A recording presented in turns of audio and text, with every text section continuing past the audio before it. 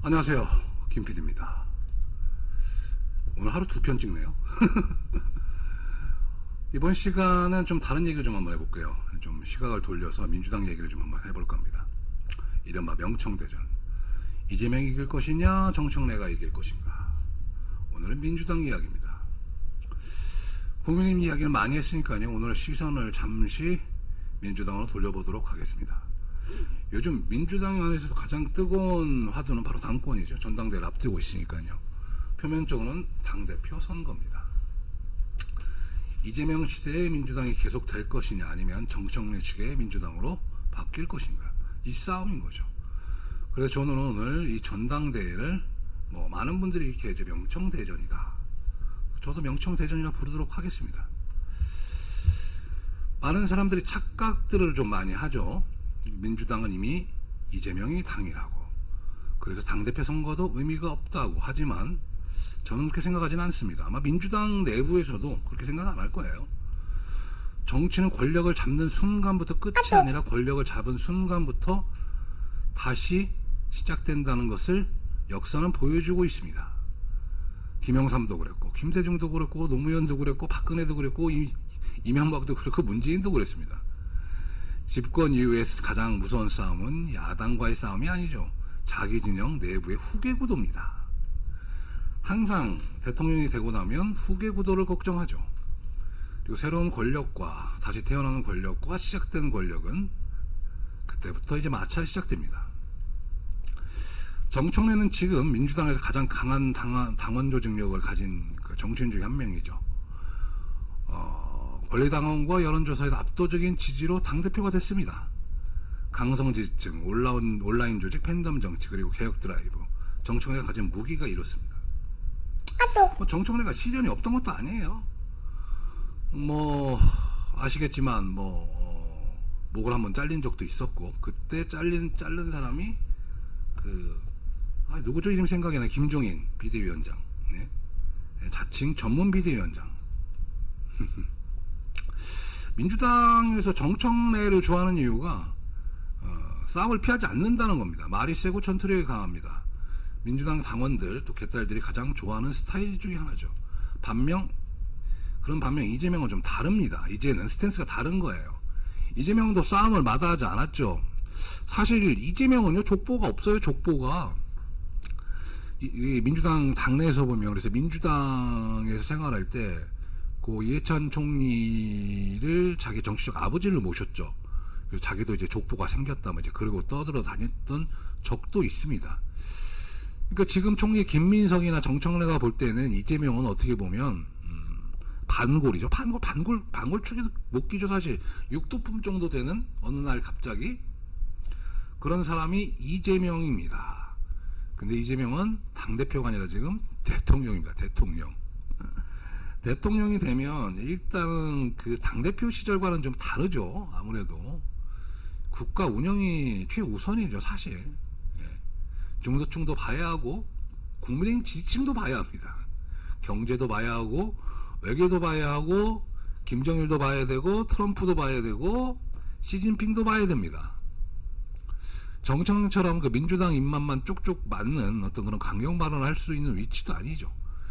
그리고 정청래가 주장하는 1인 1표제. 글쎄요. 여러분 어떻게 생각하세요? 1인 1표제가 맞는 걸까요?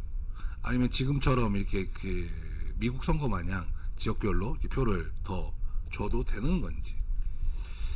저는 어떻게 보면은 그 지역별 표 차이를 좀 주는 것도 나쁘지 않다고는 생각합니다. 저희 국민의힘 당만 봐도 거의 당원들이 그 경상도에 집중돼 있으니까 그럴 수밖에 없죠. 근데 이제 정청래 1인 1표제를 주장하고 있습니다. 그래서 시간이 지나면 지날수록 이재명과는 다른 길을 걸을 수밖에 없죠. 일단 당권을 잡아야 하니까요. 정치에서는 늘 반복적인 현상들이 있어요. 지지자들은 더 강한 개혁을 원합니다. 강성 지지자들은. 그러나 집권 세력은 현실을 고려합니다. 바로 그 지점에서 갈등이 시작되죠. 노무현 정부 때는 오히려 이제 그 노무현 전 대통령이 좀 개혁 드라이브를 많이 걸었죠. 조금 다른 개념인데, 문재인 정부 때는 지금하고 비슷할 수 있다고 생각 드네요. 이재명 정부도 예외일 수는 없습니다. 그렇다면 누가 이길 것이냐? 당대표 선거만 놓고 보면 저는 정청래 쪽이 조금 유리할 수도 있다고 생각은 해요. 그게 또 유리할 수 있다고 생각하는 게 뭐냐면, 이번에 조국은 명실상부한 그 문재인 문의 남자죠. 예, 문의 남자죠. 그리고 윤석열을 만들어준 사람일 수도 있습니다. 어떻게 보면 이제 그 문재인 세력과 이제 이재명 세력, 어떻게 정청래에서 어떻게 보면 삼파전일 수도 있는데, 이 조국이 이번에 거세 당하면서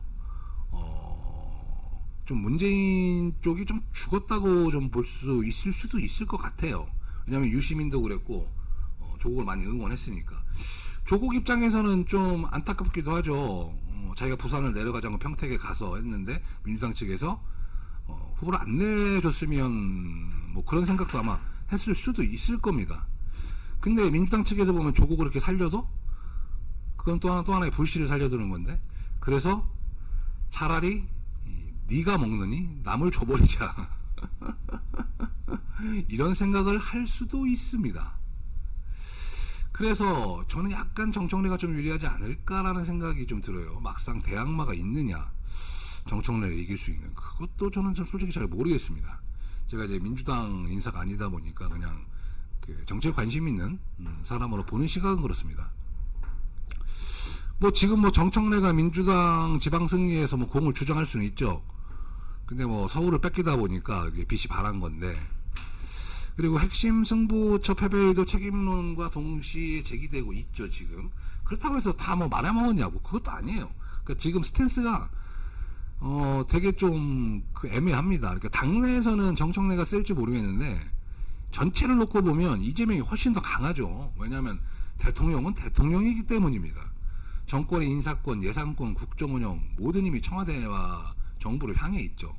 당대표가 아무리 강해도요, 대통령을 이길 수는 없어요. 끝나 뭐 민주당 조직 갖고 못 들겠습니까? 그래서 저는 이렇게 봅니다. 이 싸움의 승패가 문제가 아니라 공존의 문제. 정청래는 당심을 대표하고 이재명은 민심을 관리한다. 정청래 전투를 담당하고 이재명 국정운영을 담당한다. 그러니까 이게 둘이 어떤 그 손을 잡을 수 있는 어떤 그런 그 포인트가 중요한, 만약에 만나게 된다면 민주당 강해지죠.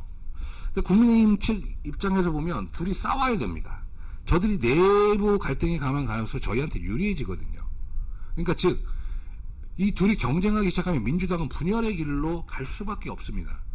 이게 재밌는 건 국민의힘도 똑같다는 얘기예요. 국민의힘은 뭐 친윤 비윤, 뭐 친윤 비윤이라 말해야 되나? 이제 친윤 비윤이란 말은 좀 그렇고, 친 장동혁 세력, 그다음에 친 한동훈 세력, 뭐 이렇게 다른 거죠. 정치는 본질은 늘 같습니다. 근데 사람 싸움처럼 보지만 사실 권력의 흐름인 거죠, 이것이 자체가. 그래서 이번 민주당 전당대회를 보면서 제가 던지고 싶은 질문은 이겁니다. 정청래가 이길 것이냐, 이재명이 이길 것이냐, 이런 게 아니라요, 민주당이 집권 여당으로 안정될 것인가라는 거를 제가 그 질문을 던지고 싶은 거예요. 이게 아니면 또다시 차기 권력을 둘러싼 내부 경쟁 체제로 들어갈 것이냐. 이 답이 이번 전당대회에 숨어 있죠. 그러니까 정치는 선거보다 어떻게 보면 선거 이유가 더 흥미롭습니다. 지금의 민주당 그 흥미로운 구간으로 접어들고 있어요. 그래서 오늘은 바로 이 질문에 답을 던지는 겁니다. 민주당 시청자 여러분, 이제 흥미로운 구간으로 들어가고 있어요. 여러분들이 보는 것과 또 국민의 시각으로 보는 것도 무엇이 들린지 가끔 놀러 오셔서 이야기를 들으셨으면 좋겠습니다. 오늘은 명청대전 시즌 1 그 첫 번째 편이 되도록 하겠습니다.